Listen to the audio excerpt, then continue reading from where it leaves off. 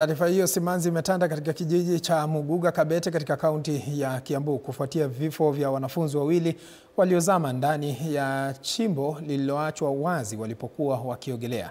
Mwanahabari wetu Faith Wangare anasimulia zaidi.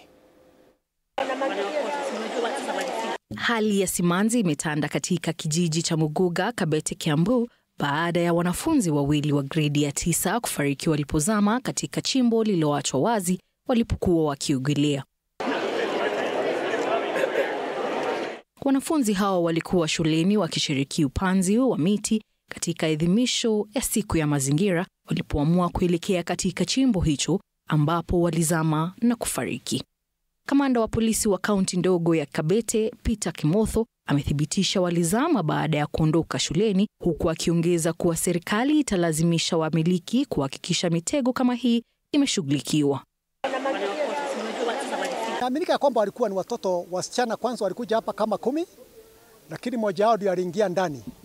Na wakati alienda ndani, wakati waliona mwenzao anaingia ndani na ameanza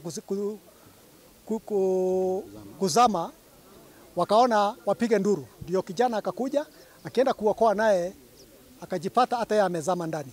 Mumbi Ngugi, mjumbe wa bodi ya shule ya msingi ya Muguga, ameeleza masikitiko yake baada ya shule hiyo kuwapoteza wanafunzi.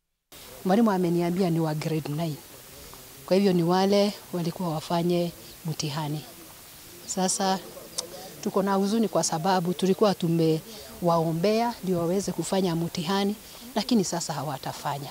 Aidha, MCA wa wadi ya Ngecha Tigoni Patrick Nguria amesema serikali ya kaunti tayari imeweka mikakati kuhakikisha tukio hili halitokei tena. Kama serikali ya kaunti tumeweka mikakati kuhakikisha wenye wanachimba haya machimbo ya mawe, tumeweka mikakati ili wakimaliza kuchimba tunaleta mchanga ili wao wasiumie kwa biashara, na pia sisi tusikue na janga kama hili ambalo limetupata. Kwa sasa jamii ya Muguga inabaki na masikitiko makubwa, ikihimiza hatua za haraka kuchukuliwa ili kuokoa maisha ya vijana wengine. Faith Wangare, TV47, Nairobi.